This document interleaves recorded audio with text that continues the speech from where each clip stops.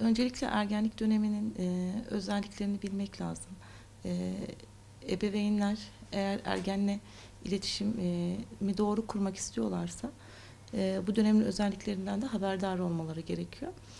Ergenlik dönemi çocukluktan aslında yetişkinliğe geçiş sürecinin yaşandığı bir ara dönem olarak tanımlayabiliriz. Bu dönemde çocuklar hem fiziksel hem de psikolojik olarak çok farklı değişiklikler yaşayabiliyorlar. Fizyolojik olarak hem bedensel değişikliğinin yaşandığı hem de hormon dengesinin bir anda değiştiği bir süreci görüyoruz. Daha önceki süreçten farklı olarak aslında ergenlik dönemindeki en büyük değişim hormonal sürecin değişmesi. Buna bağlı olarak da ergenlikte psikolojik olarak da farklı değişimler oluşabiliyor. Genelde Peygamber Efendimiz Aleyhisselatü Vesselam'ın da bir hadis-i şerifinde belirttiği gibi ergenlik diyor delilikten bir şubedir. Bu aslında çok doğru bir betimleme. Çünkü delilikten bir şube demesinin sebebi aslında ergenlerin muhakeme güçlerinin çok fazla olmadığını, hani bu süreçte çok fazla gelişmediğini, mantıklı kararlar veremediklerini görüyoruz. Duyguların daha çok ön planda olduğu bir süreç ergenlik dönemi. Yani bir ergen aslında duygularıyla düşünüyor. Biz yetişkinler daha çok mantıklı kararlar verirken genelde ergenlerin duygularıyla karar verdiğini görüyoruz. Anlık kararlar verdiklerini görüyoruz. Duygularıyla karar vermelerine bağlı olarak da öfkelerinde, sinirlerinde, mutluluklarında ani değişimler yaşadıklarını görüyoruz. Öncelikle ebeveynler bunların farkında olmaları lazım. Bu süreci çok iyi bildikten sonra ergenle nasıl iletişim kururuz ya da ona karşı yaklaşımımız nasıl olmalı dersek, öncelikle her ilişkide ya da her insani ilişkide olması gereken şey güven ve sevgidir. Ergenlik dönemindeki çocuğumuza güven ve sevgimizi çok fazla hissettirmemiz gerekiyor. Bu tabii çok bir 5-10 dakikaya sığdırılacak bir anlatım değil ama temel olarak söylemem gerekirse bu sevgiyi tabii ki yapmacık bir şekilde değil ya da bir anda oluşabilecek bir şey de değil. Çocukluk döneminden itibaren gelen bir süreç. E, Her şeye rağmen sevdiğimizi, eğersiz sevdiğimizi çocuğa hissettirmemiz lazım. Sonuçta çocuk, bizim çocuğumuz hatalar yapabilir, yanlışlar yapabilir. Bizim istemediğimiz, bizim ahlakımıza, değerimize ters bazı davranışlarda bulunabilir. Tüm bunlara rağmen anne baba sükunetini korumalı, sakinliğini korumalı. Her ne olursa olsun sen bizim çocuğumuzsun, biz seni seviyoruz mesajını çocuğa verebilmemiz gerekiyor. Bazen şöyle düşünebiliyoruz. Zaten her anne baba çocuğunu sever. Bunu özellikle dile getirmek gerekiyor mu diye anne babalar düşünebiliyor. Evet, dile getirmek gerekiyor. Söylemlerimiz, davranışlarımız zaten bunu çocuğa hissettirir. Bu sevgiyi verirken de güven de çok önemli. Her zaman biz senin yanındayız, sana güveniyoruz. Mesajını da verebilmek lazım. Bunu en çok yaşadığımız büyük problemlerde açığa çıkarabiliriz. Zaten bir problem yaşamıyorsak herhangi bir sıkıntı yok ama yaşadığımız herhangi bir problemde senin yanındayım mesajı sevgi ve güven ilişkisi varsa yerini bulur. Yoksa maalesef ergen ve ebeveyn arasında çatışmaya ya da uzaklaşmaya sebep olabiliyor. Şunu unutmayalım, duygular üzerinden düşünüyorlar dedik. Duygularını anlamaya çalışalım. Duygularını yargılamayalım ya da eleştirmeyelim.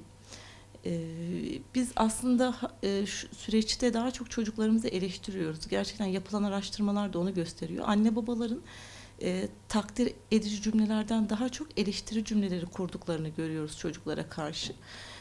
Özellikle duygularını yargılamadan, anlamaya çalışarak ve tabii ki yanlış duygunun yerine yeni bir duygu koyacağız. Öfkelendiği zaman bu öfkesini nasıl ifade etmesi gerektiğini model olarak daha çok anlatmaya çalışırsak daha etkili olur. Çünkü biz daha çok maalesef söylemler üzerinden ya da dayatmalar üzerinden bazı şeyler öğretmeye çalışıyoruz. Ama model olmak en güzel öğretim şeklidir. Buna dikkat edelim. Zaten bir ergenle olan iletişimimiz ergenlik sürecine girdiği işte 12-13 yaşında başlamıyor. Biz daha çok ergenlik sürecindeki anne baba çatışmalarında daha öncesindeki uygulanan yanlış davranışlardan dolayı o sürecin kötü geçtiğini görüyoruz. Aslında çocuğumuzun tüm hayatı boyunca iyi bir iletişim geliştirirsek o ergenliğin çalkantısını en az zararla atlatırız. Çünkü illaki bir sıkıntı yaşayacağız. Bu yani çok çocuğun pasif olması da bir sıkıntıdır. Ya da çocuğun çok aktif olup bizi zorlaması da bir sıkıntıdır. İllaki bir sıkıntı yaşayacağız ama bunu belirleyen süreç tamamen anne babanın çocuğuyla öncesinden de olan iletişimidir. Buna dikkat etmek lazım. Mesela çocukla bolca sohbet etmek çok önemli. Biz anne babalar olarak bazen arkadaşlarımızla yaptığımız arkadaş muhabbetini çocuğumuzla yapmıyoruz. Çocuğunuzla sohbet edin dediğimiz zaman hani sadece okuldaki durumunu, derslerini sormak sohbet olmuyor. Çocuğun fikirlerini, mesela bir konu hakkındaki fikirlerini öğrenmeye çalışmak. Gerçekten çocuğa ayıracağımız özel sohbet ortamları oluşturmak. Bu yemekte olur ya da işte telefonların, televizyonun bir kenara bırakılıp evcek, ailecek yapılan sohbetler olabilir. Mutlaka sohbet etmemiz lazım. Çocuğun böyle bir ihtiyacı var ve genelde bunu çocuklar başlatmıyorlar. Bunu anne babaların bu sohbet ortamını oluşturup başlatması lazım. Tabii ki anne babalar olarak ya da aile ortamı olarak kurallarımız olacak. Bu kuralları belirledikten sonra dayatmadan aile olmanın aslında gerekliliği budur. Dayatmadan uygulamaya koymamız lazım. Kuralları çocukla birlikte aile ortamında belirlememiz lazım ve kural koymak çok önemli değil. Tabii ki kurallar konulur, belirlenir. Bunda hiçbir sıkıntı yok. Bizim en büyük yaşadığımız problem tutarlı olmamak. Kural koyduktan sonra da tutarlı olmak çok önemli. Tutarlı bir şekilde biz bu kuralları devam ettirmemiz lazım. Maalesef en büyük yaptığımız hatalardan bir tanesi, örnek veriyorum.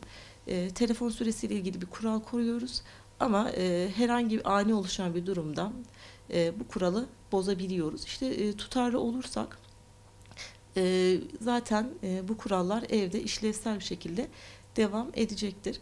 Aslında dediğim gibi iletişim bir bütün. Bunu çocukluktan başlayarak anne babanın da bu noktada mutlaka eksiklikleri olabilir. Bunları tamamlama yolunda da bir öngörüsü olması lazım. Yani eksikliklerim varsa, bilgi eksikliğim varsa ya da danışmanlık almam gerekiyorsa bu konuda danışabileceğim, bununla ilgili bilgi alabileceğim yerlere de başvurmam gerçekten güzel olur. Tabii ki bu ergen sadece anne babayla etkileşim halinde değil, okulda da öğretmeniyle etkileşim halinde. Bu noktada öğretmenler ne yapmalı? Öğretmenler öncelikle bir ergenlik sürecinin özelliklerini çok iyi bilmeleri lazım. Ergen bu süreçte ne yaşıyor, ne hissediyor, hangi duygulara sahip ve duygu değişkenliğini çok iyi bilmesi lazım. Buna göre iletişim kurması lazım. Demin aslında verdiğimiz tavsiyeler öğretmenler için de geçerli. Güven ve sevgiye dayalı bir ilişki kurması öğrenciyle, öğrencilerin duygularını çok abartmaması. Çünkü ergenlik döneminde duygular inişli çıkışlı dedik. Bazen öğretmenler bu duyguları çok fazla ciddiye alabiliyor. Çok fazla ciddiye almadan ama gözlemi de bırakmadan öğrenciyle güven ve sevgiye dayalı, onu anlamaya yönelik bir ilişki kurmaları öğrenciyi anlamaları açısından da iyi olacaktır.